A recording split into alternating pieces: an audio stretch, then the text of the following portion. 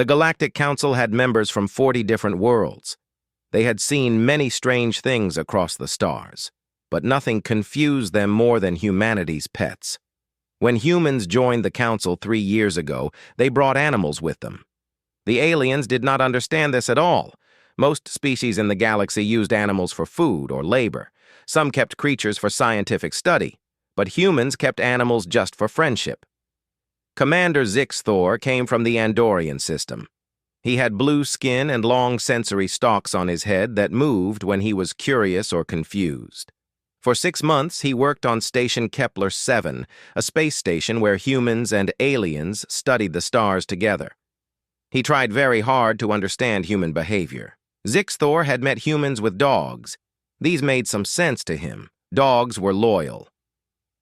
They followed orders. They could guard places and help with work. He had seen birds that sang pretty songs in cages. He even accepted the small furry rodents that some humans kept in boxes with wheels. But then Lieutenant Jake Morrison arrived at the station with something new. Jake was a young human with brown hair and a friendly smile. He carried a special box with air holes in it. When he opened the box in the docking bay, a small gray animal stepped out. It had 4 legs, pointed ears, and green eyes that seemed to look through everything. "This is Whiskers," Jake said proudly. "She's my cat." The cat stretched her body long, opened her mouth to show small, sharp teeth, and then sat down. She did not look at anyone. She did not come when Jake called. She just sat there, cleaning her paw with her tongue. Zixthor's sensory stalks twitched rapidly. This was his way of showing confusion. "What does it do?" he asked. "She keeps me company," Jake explained. "She's an emotional support animal." Dr. Lisa Chen stood nearby. She was a scientist who studied alien life forms. She smiled at Zixthor's confusion. "Cats are different from dogs," she said. "They don't follow commands. They do what they want. That's why people love them." Zixthor looked at the cat again. Whiskers yawned, showing all her teeth, then walked away to explore. She did not ask permission. She just went wherever she wanted. "It appears broken," Zixthor said carefully. "It does not obey. It does not show loyalty. What purpose does it serve?" Lisa's smile grew wider. "Cats are independent. They choose when to be affectionate. Some people find that charming." Over the next few weeks, more cats arrived at the station. Engineer Ben Parker brought a huge orange cat named Rusty. The cat was fat and lazy, sleeping 20 hours every day. Medical Officer Amy Sullivan had a black cat called Shadow, who liked to hide in dark corners and jump out at people. Soon, 12 cats lived in the human sections of Station Kepler 7. They slept on desks, knocked things onto the floor, and demanded food at strange times. The alien crew members watched these creatures with growing confusion. "They serve no function," declared Science Officer Velthra. She looked like a giant praying mantis with 4 arms and large compound eyes. "I have studied Earth's history. These cats were once hunters. They caught small animals for food, but humans have made them useless. They sleep all day. They cannot hunt anymore. They are broken predators." The other aliens agreed. The Krellians, who looked like large, intelligent beetles, wrote reports about cats. They called them evolutionary failures. The Vorthax, who had tentacles instead of arms, could not understand why humans wasted resources on such lazy creatures. A famous alien scientist even published a paper. The title was "The Domestication Paradox: How Humans Ruined a Predator Species." Many aliens read this paper and nodded their heads or whatever body parts they used for nodding. Jake defended Whiskers whenever anyone criticized her, but even he had to admit the cat did not do much. She slept in sunny spots near windows. She knocked his pens off his desk for no reason. She meowed loudly at 4 in the morning demanding food. She ignored him most of the day, then suddenly wanted attention at midnight.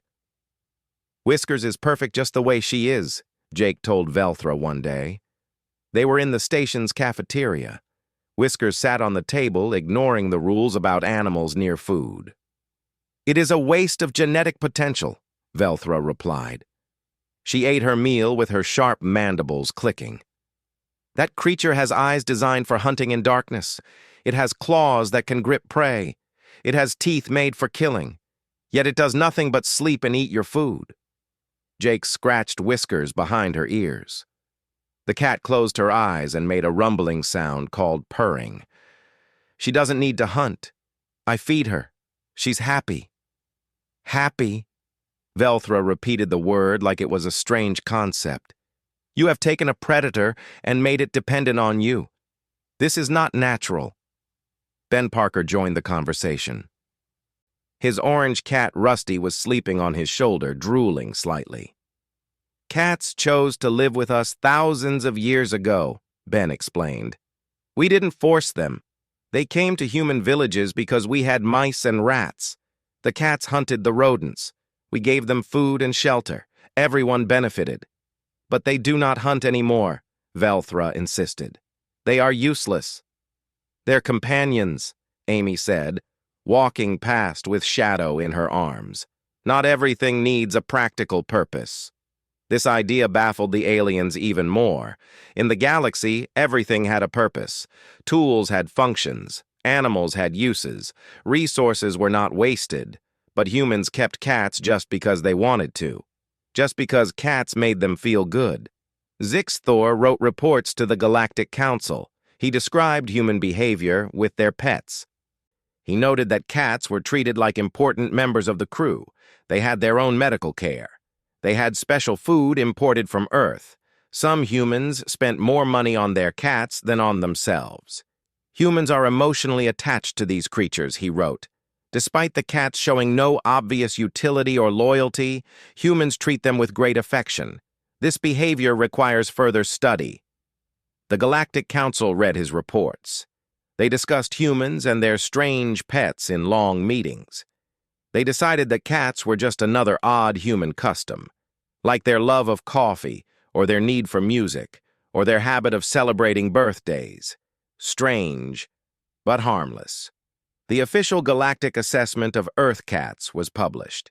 It said, "Small domesticated predators, no longer capable of effective hunting. Serve companionship purpose only. Threat level, negligible. Intelligence, average for Earth mammals. Combat capability, none." Every alien in the known galaxy accepted this assessment. It made sense. The cats they saw were lazy, sleepy, and useless. They could not imagine these creatures being dangerous. Jake read the assessment and laughed. "They have no idea," he told Whiskers. The cat was sleeping on his reports, completely covering his work. Her paw covered the most important calculations he needed. But Jake just worked around her. He would never disturb a sleeping cat. "No idea at all," he repeated. Station Kepler 7 was more than just a meeting place for humans and aliens. Its main job was to study new planets that nobody had explored before. The station's powerful scanners searched for interesting worlds in the Kepler system. One day, the scanners found something unusual on a planet called Kepler 7c. The readings showed many different life forms in thick jungles. Strange energy patterns appeared on the screens. The station commander decided to send a team to investigate. Commander Zixthor would lead the mission. Lisa Chen volunteered immediately. She loved discovering new species. Jake Morrison joined the team as the security officer. 3 alien specialists completed the group. The mission was simple. Land on the planet, collect samples of plants and animals, study them, and return in 3 days. Nothing dangerous was expected. The scans showed only small creatures, nothing bigger than a dog. But Jake had one request that surprised everyone. "I want to bring Whiskers with me," he announced at the mission briefing. Zixthor's sensory stalks went completely still. This was his way of showing shock. "Absolutely not," he said firmly. "This is a scientific expedition. We cannot bring pets." Jake pulled up the station rules on his datapad. "Section 7, Paragraph 12, he read. Crew members may bring approved companion animals on planetary missions lasting less than 1 week. Whiskers is registered and approved. Lisa tried not to smile. She knew Jake was technically correct. Commander, leaving a cat alone for 3 days would be problematic. They get bored, they destroy things, they knock over plants, they pull down curtains. Trust me, bringing the cat is easier. Zixthor's stalks drooped in defeat. Fine. But the animal is your responsibility, Lieutenant. If it causes any problems, it stays in the shuttle. The next morning, the team loaded their equipment onto a small shuttle. Ben Parker helped carry the scientific instruments. Amy Sullivan packed medical supplies. Jake brought Whiskers in her carrier. The cat meowed loudly, complaining about being in a box. They landed in a clearing near a wide river. Kepler 7c was beautiful. The plants glowed with soft light even during the day. The sky had permanent rainbows from the thick atmosphere. Strange bird-like creatures flew overhead, singing in 3-part harmony. Jake opened Whiskers' carrier. The gray cat stepped out carefully. She sniffed the air, her nose twitching. Her ears turned in different directions, catching sounds humans could not hear. Then she found a warm rock in the sun and lay down for a nap. Velthra watched the cat with her compound eyes. "Useless," she muttered. "We travel across the galaxy, and the human brings a sleeping fur ball." The first day went well. The team set up camp near the river. They sent out flying drones to scan the jungle. Ben placed sensors that measured air quality and radiation. Amy collected samples of soil and water. Lisa discovered a plant that sang when the wind blew through its crystalline leaves. The cats did very little. Whiskers and Shadow, Amy had brought her cat too, despite the rules, spent most of their time sleeping. Sometimes they groomed themselves. Occasionally they chased floating pollen that drifted through the air like snow. "See," Velthra said to Jake, "your predator does nothing. It cannot even catch the pollen particles." Jake watched Whiskers carefully.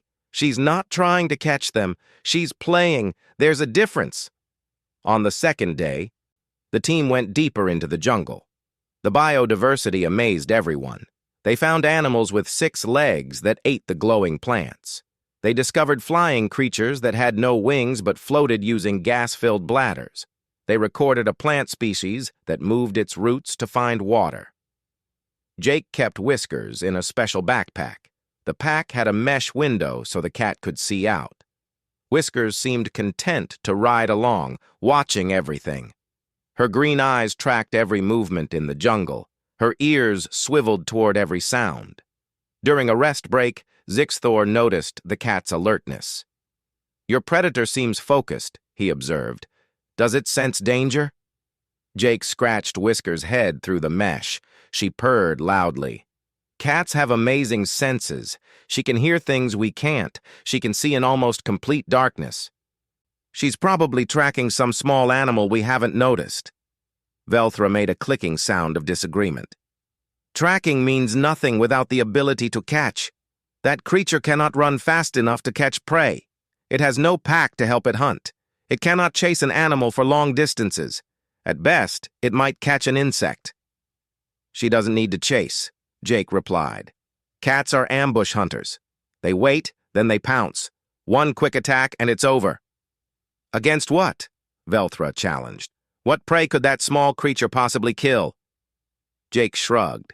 "Mice, rats, birds, snakes, lizards. Cats on Earth hunt all kinds of things." "Small things," Velthra said. "Insignificant things." That evening, the team returned to camp tired but happy. They had collected hundreds of samples. Lisa could not stop talking about a fish that lived in the trees. Ben had recorded songs from at least 20 different bird species. Amy found a fungus that might have medical properties. As the sun set, the jungle came alive with new sounds. Creatures that slept during the day woke up. Glowing insects filled the air like flying stars. The temperature dropped, and a cool breeze blew through the camp. Whiskers stopped sleeping. She sat up straight, her body tense. Her tail moved back and forth slowly. Shadow also became alert.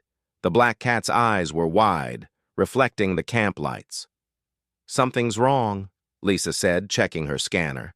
"The cats are acting strange." Amy knelt beside Shadow.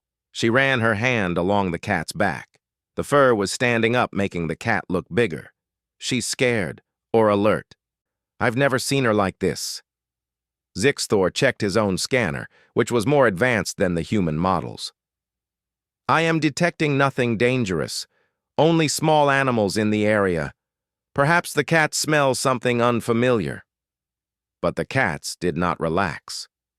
Whiskers walked around the camp's edge, her nose low to the ground. She stopped often to sniff and listen. Shadow stayed near the entrance to their shelter, watching the dark jungle. "They sense something," Jake said quietly. He trusted his cat's instincts. "Animals often react to new environments with caution," Velthra explained. "This is normal behavior. By tomorrow they will adapt." The team went to sleep, but Jake stayed awake longer. He watched Whiskers pace back and forth. The cat's ears were flat against her head. Her pupils were huge, turning her eyes almost completely black. "What do you sense, girl?" Jake whispered. Whiskers did not answer. She just kept watching the jungle with intense focus.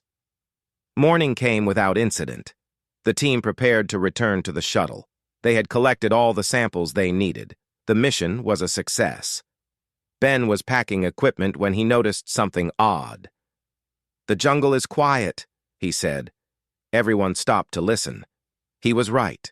No birds sang, no insects buzzed, no animals called to each other. The silence was complete and wrong. "Something's wrong," Lisa said, reaching for her scanner. That's when the creature appeared. It came from the thick undergrowth without warning. The thing was massive, almost 3 meters tall. It had 6 legs, each ending in blades that looked sharp enough to cut steel. Its body was covered in black armor that reflected the morning light. The head was a nightmare of multiple eyes and huge jaws. The team's security drone reacted instantly. It fired energy blasts that could melt through metal. The blasts hit the creature's armor and bounced off harmlessly. Not even a scratch appeared on the black plates. Zixthor drew his weapon and fired. The electromagnetic pulses that could stun most creatures just made the monster angry. Velthra used a neural disruptor. It had no effect at all. "Run to the shuttle!" Lisa screamed. But the creature blocked their path. It moved incredibly fast for something so large. Its jaws opened wide, showing rows of teeth like serrated knives. A hunting cry came from its throat, a sound that made every species present feel pure terror. Amy tried to run and tripped over a root. She fell hard onto the G. The transformation happened in a heartbeat.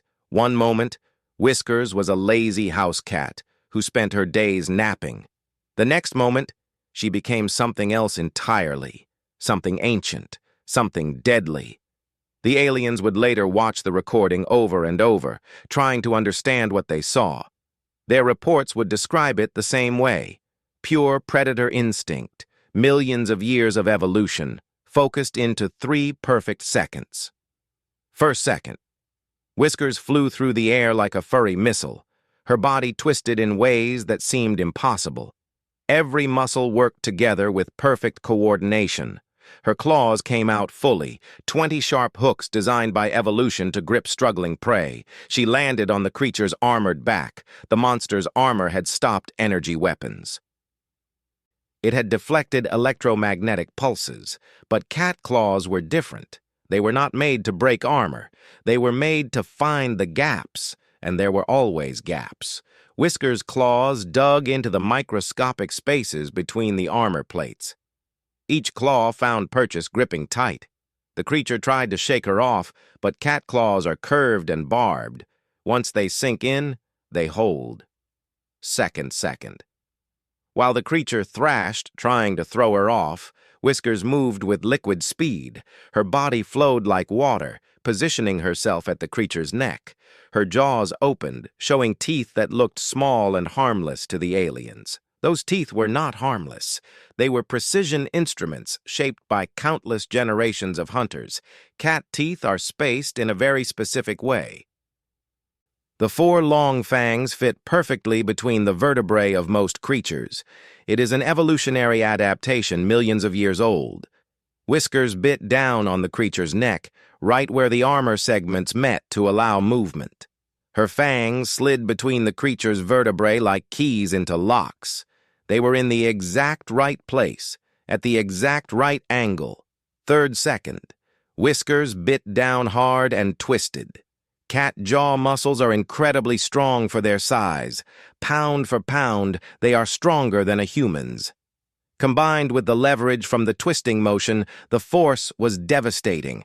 There was a sharp crack. The creature's spine broke. The nerve connections severed instantly. The monster was dead before it understood what killed it. The massive creature collapsed mid-stride. 3 meters of armored predator, brought down by 3 kilograms of house cat. The body hit the ground with a heavy thud that shook the earth. Whiskers landed gracefully beside Amy. The cat licked her paw once, as if she had just finished eating breakfast. Then she sat down and began grooming her face, completely calm. 3 seconds. That was all it took. The silence that followed was profound. Even the jungle seemed to hold its breath. Nobody moved. Nobody spoke. Everyone just stared. Velthra's translator made strange noises, struggling to process her thoughts. Finally, words came out. What just happened? What in the name of all the stars just happened? Jake's hands shook as he picked up Whiskers. The cat purred contentedly in his arms, pleased with herself. Good girl, Jake whispered, his voice unsteady. Such a good girl. Zixthor approached the dead creature slowly. His scanner was working frantically, analyzing the corpse. This organism has armor rated to resist Class 4 weapons, he said in disbelief. Its neural system is distributed throughout its body, making it nearly impossible to kill with a single strike. Our drones could not hurt it. Our weapons were useless. How did that tiny predator kill it so easily? Lisa was already at the kill site, her scientific mind overcoming her shock. She examined the creature's neck carefully. Look at this. The bite went exactly between 2 vertebrae. The precision is perfect. This wasn't luck. This is what cats are designed to do. She took several scans and measurements. Cat teeth are spaced specifically to slide between the bones of prey animals. It's an evolutionary adaptation. Cats kill by severing the spinal cord. Quick, efficient, almost instant death. Ben helped Amy stand up. Shadow was rubbing against her legs, purring. Our cats have been perfecting this hunting technique for millions of years, Ben said quietly. We humans didn't see it because they usually hunt mice and birds, but the technique is the same whether the prey is small or large. Amy was pale but unharmed. She looked at Whiskers with new respect. She saved my life. The creature never saw her as a threat, Lisa continued, still examining the body. It was focused on Amy. By the time it noticed the cat, it was already too late. Zixthor's sensory stalks were trembling. His entire understanding of Earth's animals was crumbling. But the research said cats sleep constantly. They play with toys. They chase laser pointers. How can something so playful be so deadly? Energy conservation, Amy explained, still shaky. Cats are ambush predators. They rest until they need to strike. Then they use every bit of energy they have saved. That creature was much bigger than Whiskers, but size doesn't matter if you hit the right spot. Velthra moved closer, her compound eyes examining Whiskers from multiple angles. I studied Earth's cats. I read all the scientific papers. They were described as domesticated, harmless, useless for hunting. Every expert said they had lost their predatory edge. They studied cats in homes, Jake said, in safe spaces where cats don't need to hunt. They never saw what cats do when someone they love is in danger. Lisa was recording everything with her scanner. This is going to change everything. Every species in the galaxy thinks they understand Earth's animals. This proves they don't. The team loaded the creature's body onto a floating cart. They would bring it back for study. The walk to the shuttle was quiet. Everyone was processing what they had witnessed. Whiskers rode in Jake's backpack, perfectly content. She had done her job. She had protected her family. Now she could go back to more important things, like napping. As the shuttle lifted off from Kepler 7c, Velthra sat in silence, watching the recordings. She had slowed the footage down to frame by frame. The attack was even more impressive in slow motion. The precision, the speed, the perfect execution of a technique refined over millions of years. "I was wrong," she said finally.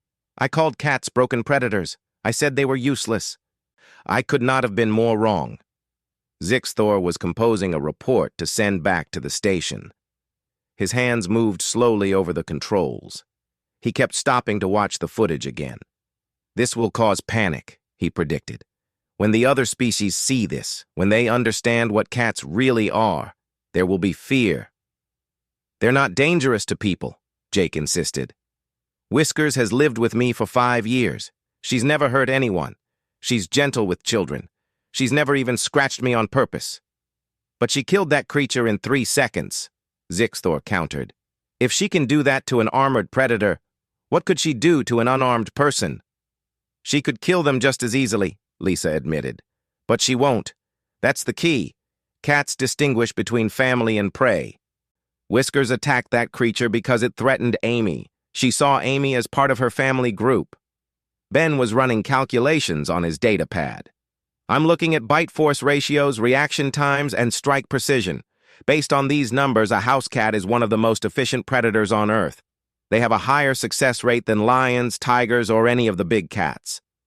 "Because they're small," Amy added. "Small prey doesn't see them as a threat until it's too late. They can get close without alarming anyone." Velthra made a clicking sound of distress. "I need to contact the Galactic Xenozoology Department. That paper I cited, the one about cats being evolutionary failures, it needs to be retracted immediately." "It was not just one paper," Zixthor said grimly.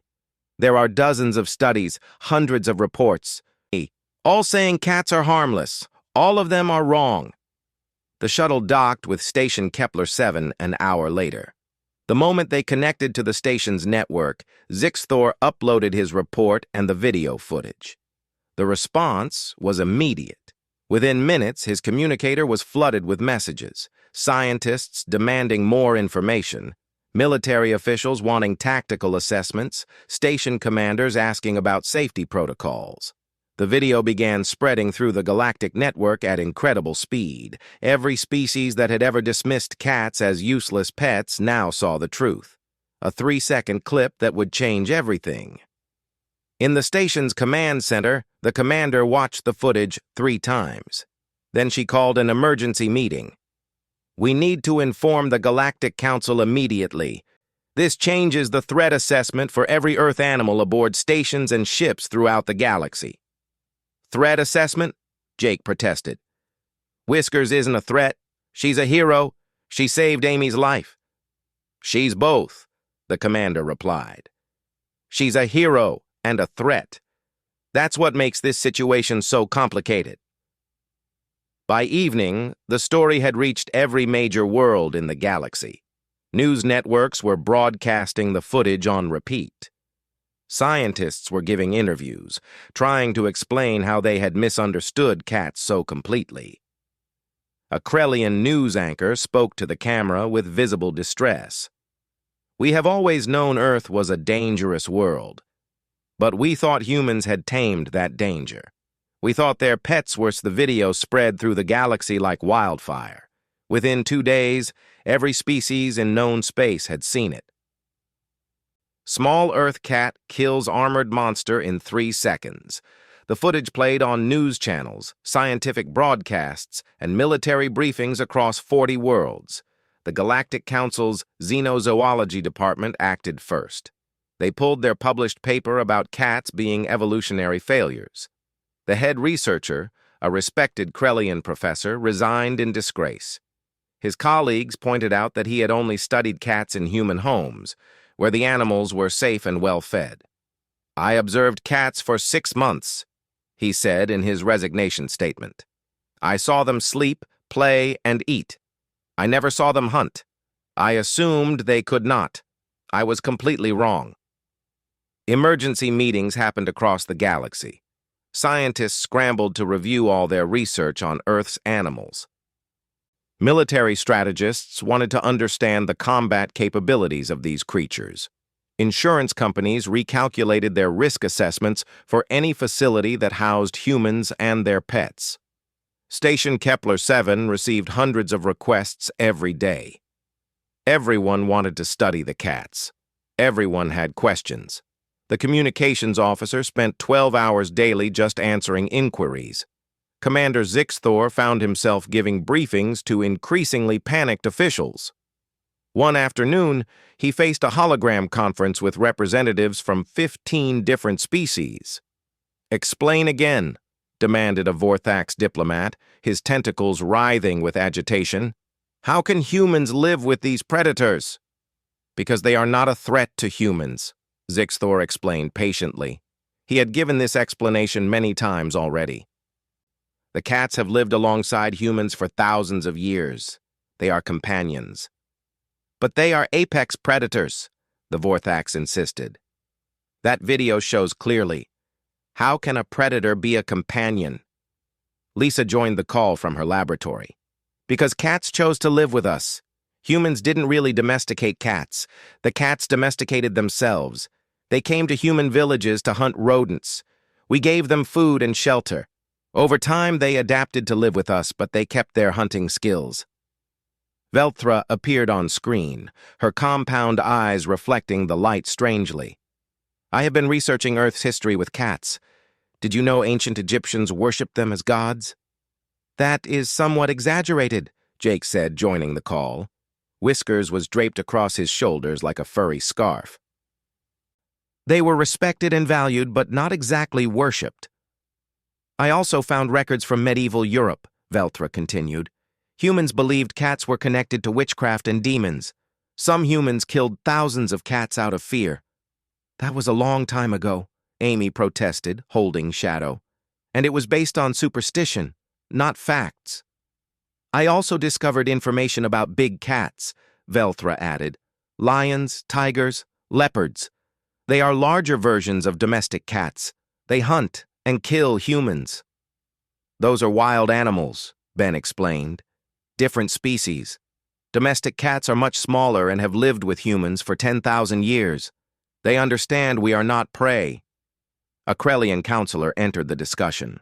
"But they are still the same basic design, the same teeth, the same claws, the same hunting instincts." "Just smaller?" "Exactly," Zixthor said. "That is what concerns many species. These cats are miniature apex predators living in our stations and ships." The news got worse as more research emerged. Scientists began examining all of Earth's domesticated animals with new concern. Dogs were descended from wolves, pack hunters that could take down prey much larger than themselves. Horses were powerful enough to kill with a single kick.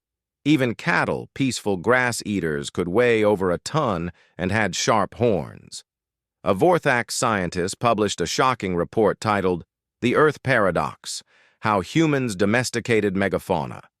The report detailed how humans had a unique talent for living alongside dangerous animals. Most species in the galaxy kept small, harmless creatures as pets. Humans kept predators, large herbivores, and creatures that could easily kill them. The Galactic Military Council sent a delegation to Station Kepler 7. General Krixtall, a veteran commander with experience in 3 interstellar wars, arrived to assess the situation personally. Jake and several other cat owners were called to a formal interview. General Krixtall sat across from them, his alien features hard to read, but his body language showing tension. "Explain the incident one more time," the general said. "Your cat saw the creature attacking your teammate and killed it in 3 seconds. Did you give a command?" "No," Jake replied. Whiskers acted on her own. She saw Amy in danger and responded. I didn't tell her to attack. Autonomous threat assessment and elimination, the general noted. That is better than most military combat drones. Those require programming and verification before engaging targets. Your cat made the decision instantly. Because she's smart, Amy said. Cats are intelligent. They understand situations and react appropriately. What is the cat's combat training? Crickstall asked. Jake almost laughed. She doesn't have any. She's never been trained to fight. That's just natural cat behavior. The general's translator made a sound of disbelief. Natural. You are saying these abilities require no training or enhancement? Every kitten on Earth knows how to hunt, Ben explained. They practice from the time they are weeks old. They play with toys, but they are actually practicing hunting techniques. They stalk, pounce, and bite. It's instinct, built into their genetics. The delegation exchanged concerned looks. Crickstall pulled up a holographic display. I am looking at the biological specifications Earth provided when joining the Council. Cats are listed as small domestic companions with negligible threat rating. This is grossly inaccurate. Because they are not a threat, Lisa insisted. Not to people. Whiskers lives in Jake's quarters. She sleeps on his bed. She plays with toys. She has never hurt him. But she could, Crickstall said flatly. She killed an armored predator in 3 seconds. She could kill an unarmed person just as easily. But she would not, Jake said firmly. Cats distinguish between family and prey.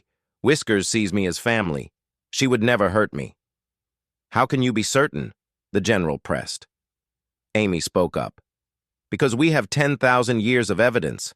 Billions of humans have lived with cats. Children grow up with cats. Elderly people keep cats. The number of serious attacks is incredibly small compared to the benefits. The general was not convinced. But the potential is there. The capability exists. The capability to harm exists in many things, Lisa argued. Humans could hurt each other too, but we do not assume every human is dangerous. We judge individuals by their behavior, not their potential. Over the next few days, similar conversations happened across the galaxy.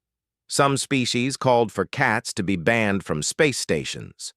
Others wanted strict regulations and containment protocols. A few suggested that all cats should be registered as weapons. The humans resisted these suggestions strongly. Diplomatic tensions rose. Some human crew members threatened to leave stations if their cats were not welcome. Others refused to comply with new restrictions. Then something unexpected happened. A Vorthax merchant ship sent out a distress signal. They had a severe infestation of scritchers, small creatures that chewed through wiring and hull plating. The infestation was spreading so fast, the crew could not control it. They docked at Station Kepler 7 for emergency repairs. Ben brought Rusty aboard to help with the inspection. The big orange cat sniffed around the cargo bay, his tail twitching with interest. Then he went to work. For 4 hours, Rusty hunted through the ship. He was focused and efficient, moving through every deck systematically. He caught and killed every single scritcher he found. Not one escaped. The Vorthax crew watched in amazement. The infestation that had threatened their entire ship was eliminated in an afternoon by one cat. This is what they were bred for, Ben explained to the grateful captain. Humans had problems with rodents eating stored grain thousands of years ago. Cats solved that problem. It is what they do. The captain looked at Rusty with new respect. The cat was now grooming himself, looking pleased with his work. We have been trying to develop technology to handle scritcher infestations for years. Your cat solved it in hours. Word spread quickly. Other ships with pest problems started requesting help. Stations dealing with small invasive species asked if cats could assist. The creatures that had caused such panic were now in demand. A Krellian station commander contacted Zixthor directly. We have a problem with a species similar to Earth's mice. They have gotten into our food storage. Can you send someone with a cat to help? Jake took Whiskers to the Krellian station. The aliens watched nervously as the small gray cat prowled through their storage areas. In 2 days, she caught every single rodent-like creature. The infestation was over. The Krellian commander was impressed but still cautious. Your cat is effective, but I remain concerned about the danger it poses. She is only dangerous to things that threaten her family or things she considers prey, Jake explained. You are neither. She has no reason to hurt you. How can I be certain? Jake knelt down and called Whiskers over. The cat trotted to him, purring. He picked her up and held her out to the commander. Pet her. She will not hurt you. The Great Cat Panic, as historians would later call it, lasted exactly 3 weeks. During that time, the galaxy learned many lessons about Earth, about cats, and about making assumptions. The Galactic Council met in their grand chamber on the neutral world of Harmony Station. Representatives from 40 species gathered to discuss the cat situation. The debate went on for 2 full days. Some species still wanted restrictions. The Krellians proposed that all cats should be kept in special containments. The Vorthax suggested mandatory training for all cat owners. A few small species even called for cats to be banned from shared spaces entirely. But other voices spoke up too. Station commanders reported successful pest control operations. Ship captains praised the cats for solving infestation problems. Scientists admitted their previous assessments had been wrong. Finally, the council asked for human input. Lisa, Jake, Amy, and Ben were invited to speak. They stood before the assembled representatives, knowing that what they said would shape policy for years to come. Lisa spoke first. She was calm and professional, presenting data and facts. The council's original assessment of cats was flawed because it was based on incomplete observation. You saw cats in peaceful environments where they had no need to hunt. You never saw them in situations where their natural abilities were required. She pulled up holographic displays showing graphs and statistics. Cats have lived with humans for over 10,000 years. During that time, billions of humans have owned cats. The rate of serious injury from cats is incredibly low. Children grow up with cats. Elderly people keep cats for companionship. They are safe when treated with respect. A Krellian counselor raised an objection. But they have the capability to harm. We saw the video. 3 seconds to kill an armored predator. Yes, Lisa agreed. They have that capability. But capability is not the same as intent. Humans have the capability to harm each other too. But we do not assume all humans are dangerous. We judge based on behavior. Jake spoke next. I want you to understand something about cats. They do not see humans as prey. They see us as family. My cat Whiskers has lived with me for 5 years. She sleeps on my bed. She sits on my lap while I work. She has never once hurt me, not even by accident. He pulled up an image of himself as a child with a different cat. This was my first cat, Felix. I got him when I was 6 years old. I was a small child, completely vulnerable. Felix could have hurt me easily. But he never did. He let me carry him around. He slept with me every night. He was my best friend. Amy continued the presentation. What you need to understand is that cats chose to live with humans. We did not capture them and force them to be pets. They came to our villages thousands of years ago because we had mice and rats. The cats hunted those pests. We gave them food and shelter in return. It was a partnership that benefited both species. She showed images of cats throughout human history. Cats in ancient Egypt. Cats on sailing ships. Cats in homes across every continent on Earth. They adapted to live with us while keeping their natural abilities. That is not a flaw. That is remarkable evolutionary success. Ben concluded their presentation. You think cats are dangerous because you saw one kill a monster. But you need to see the whole picture. Yes, cats are hunters. Yes, they have sharp teeth and claws. Yes, they can be deadly when needed. But they are also companions. They comfort people who are sad. They play with children. They sit with elderly people who are lonely. He showed a video of Rusty playing with a toy, batting it around with gentle paws. Then he showed Rusty sleeping in a sunny spot, purring contentedly. This is the same cat that eliminated a scritcher infestation in 4 hours. He is both a hunter and a friend. That is what makes cats special. The council deliberated for hours after the humans left. Arguments went back and forth. Finally, they reached a decision. The new classification was announced the next day. Earth's domesticated species would be reclassified as cooperative companions. This replaced the old passive domestics category that most species used for their pets. The official statement read, "Earth's domesticated animals retain natural abilities and instincts while living peacefully with humans. They require respect and understanding but pose minimal risk when properly cared for." Special notation: cats are autonomous companions with predatory capabilities who form bonds with their caregivers. It was not perfect, but it was fair. More importantly, it was accurate. Zixthor returned to his quarters after the long council session. He was exhausted, but satisfied. The galaxy had learned an important lesson about not making assumptions. Whiskers was waiting for him. Jake had asked if the commander could watch her while some maintenance was done in the human quarters. The gray cat sat on his desk, right on top of his important reports. "You did this on purpose," Zixthor said, but his tone was gentle, almost amused. Whiskers meowed once and began grooming her paw. She had no idea she was now the most famous cat in galactic history. She did not care about politics or classifications. She cared about food, comfortable sleeping spots, and the people she considered family. Zixthor carefully moved his reports out from under the cat. Instead of being annoyed, he found himself fascinated. 3 weeks ago, he would have called this behavior disruptive. Now, he understood it differently. "You are not trying to annoy me," he said thoughtfully. "You are asserting your independence. You do what you want, when you want. But you also choose to be here, in my quarters, keeping me company." He reached out cautiously and scratched behind her ears.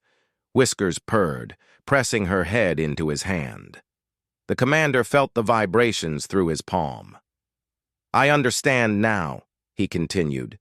"You are not a broken predator. You are an efficient one. You sleep when you do not need to hunt. You conserve energy. When action is required, you act with complete focus. That is not laziness. That is strategy." Whiskers purred louder, clearly approving of this assessment. Over the following months, attitudes across the galaxy continued to change. More species began to understand and even appreciate cats. The Vorthax diplomat, who had been so scared, now had a cat of his own, a black and white female named Patches, who kept his ship clear of pests. The Krellian commander, who had wanted restrictions, now advocated for cats. His station had a persistent problem with a local rodent species. 2 cats solved the problem in a week. Even Velthra, who had been the most critical, changed her mind. She spent a month studying cats in human homes, this time with better understanding. Her new paper was titled "Predator Companions: The Unique Evolutionary Path of Earth's Cats." It became required reading at the Galactic Academy. "I was wrong," she admitted publicly. "I judged cats based on what I thought domestication should look like. I expected them to be like our species' pets, passive and dependent. Cats are neither. They are independent partners who choose to live with humans. That is far more sophisticated than simple domestication." 6 months after the incident on Kepler 7c, the Galactic Council approved the first non-human cat adoption. A Vorthax engineer named Trellix applied to adopt a cat for pest control on his ship. The application was approved with a new set of guidelines. The guidelines were surprisingly simple. Cats require daily feeding and fresh water.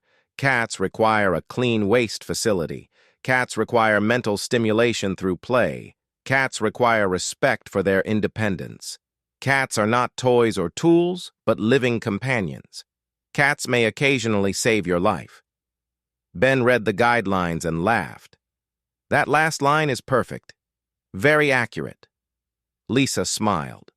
The galaxy finally gets it. Cats are not simple creatures. They are complex, independent, capable companions. Jake looked at Whiskers, who was sleeping in her favorite sunny spot. We tried to tell them from the beginning. Cats are special. Amy scratched Shadow behind the ears. The best part is that cats have no idea any of this happened. They do not care about galactic policy or classifications. They just keep being cats. And it was true. Across the galaxy, on stations and ships and colonies, cats continued doing what they had always done. They slept in sunny spots. They played with toys. They demanded food at inconvenient times. They knocked things off tables just to watch them fall. And occasionally, when needed, they protected their families with deadly efficiency. On Earth, in a small apartment in Chicago, a calico cat named Buttercup yawned and stretched.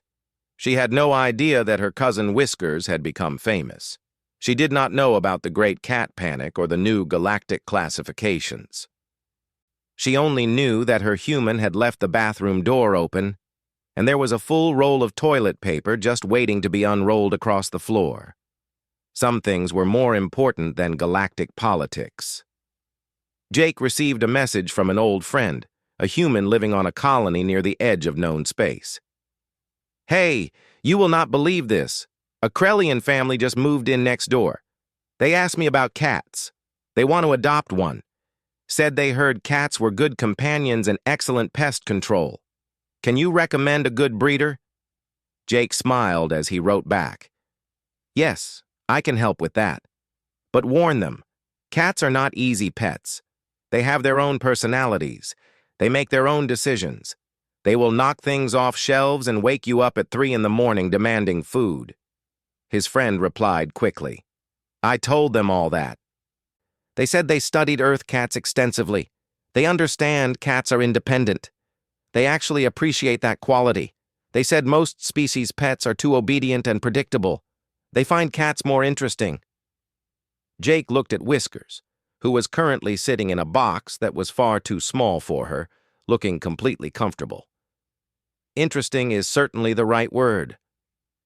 A year after the incident, Station Kepler 7 hosted a special ceremony. The Galactic Council officially recognized Whiskers for her heroic action in saving Amy's life. They created a new medal, the Companion's Valor, specifically for animals who protected their families. Whiskers was the first recipient. Jake brought her to the ceremony in her carrier. The gray cat meowed complaints about being confined. When they arrived at the council chamber, hundreds of representatives from dozens of species waited. The council chairwoman presented the medal personally. It was a small silver disc on a comfortable collar. She tried to place it around Whiskers' neck. The cat immediately tried to remove it, scratching at the collar with her back leg. The entire council chamber erupted in laughter. It was so perfectly cat-like. Here was a creature being honored by the most powerful organization in the galaxy, and she was annoyed because the collar was uncomfortable. Lisa stepped forward. May I suggest we attach the medal to her carrier instead? Cats generally do not like wearing things. The chairwoman agreed, smiling. Of course, we should respect her preferences. The medal was mounted on Whiskers' carrier. The cat, now free of the uncomfortable collar, sat down and began grooming herself, completely unbothered by the attention. That, said Zixthor from the audience, is the most cat thing I have ever seen. The ceremony concluded with a new understanding. Cats had not changed. The galaxy's understanding of cats had changed. These small predators had always been exactly what they were. Humans had known it for 10,000 years. Now the rest of the galaxy knew it too. As Jake carried Whiskers back to his quarters, he thought about everything that had happened. One moment of crisis, 3 seconds of action, and the entire galaxy had learned a lesson. Never underestimate something because it seems small or lazy. Never assume you understand a species after brief observation, and never ever forget that evolution creates perfect survivors in many different forms. Whiskers meowed, wanting to be let out of her carrier. Jake opened it and she immediately jumped onto his shoulder, her favorite perch. She purred, content with her place in the world. She was a predator, she was a companion, she was a hero, she was a cat. And that was more than enough. The Krellian hesitated, then carefully reached out one claw-like hand. He touched the cat's soft fur gently. Whiskers leaned into the touch, purring louder. "It is soft," the commander said with surprise, "and it makes a pleasant sound." "She is purring. It means she is happy and comfortable." The commander pet the cat for several more seconds. Whiskers closed her eyes, clearly enjoying the attention. "I understand now," the commander said slowly. "This creature is two things at once, a predator and a companion. This is the human way." News of the successful pest control spread. More stations and ships requested cat assistance. The panic began to calm as species saw that cats could be helpful, not just dangerous. The Galactic Council called another emergency session. This time the discussion was different. AIF, domesticated, harmless. Today we learned that Earth's predators are simply patient. Jake sat in his quarters, whiskers curled up in his lap. The cat was purring, completely unaware that she had become the most famous cat in the galaxy. She had no idea that her 3-second attack had shattered the aliens' understanding of Earth's animals. "You just wanted to protect Amy," Jake said softly, stroking her soft fur. "You didn't mean to start a panic." Whiskers opened one green eye, looked at him, and yawned. Then she went back to sleep. She had done her job. The threat was gone. Now she could rest. Outside Jake's quarters, the galaxy was learning a hard lesson. Never underestimate something just because it sleeps a lot. Never assume something is harmless just because it's small. And never, ever forget that beneath soft fur and gentle purrs, evolution has created perfect killers. Round. The creature's attention snapped to her immediately. In predator logic, the one who falls is the weak one, the easy prey. The creature lunged forward, its blade limbs raised high for a killing strike. Jake grabbed for his weapon, knowing he would be too slow. Ben shouted, trying to distract the monster. Lisa's hands flew over her scanner, desperately looking for any weakness in the creature's biology. They were all too slow. The creature would kill Amy in seconds. There was nothing anyone could do, but they had forgotten about Whiskers. The gray cat launched herself from Jake's shoulder with a sound that could shatter glass. And he was right. The aliens had no idea. They had watched cats in safe spaces, surrounded by humans who fed them and protected them. They had never seen what cats could do when they needed to. They had never seen a cat hunt for real. That would change soon. Very soon. Whiskers opened one green eye, looked at Jake, and then went back to sleep. She had no idea that in a few weeks, she would change everything the galaxy thought they knew about Earth's cats. But then again, cats never worried about such things.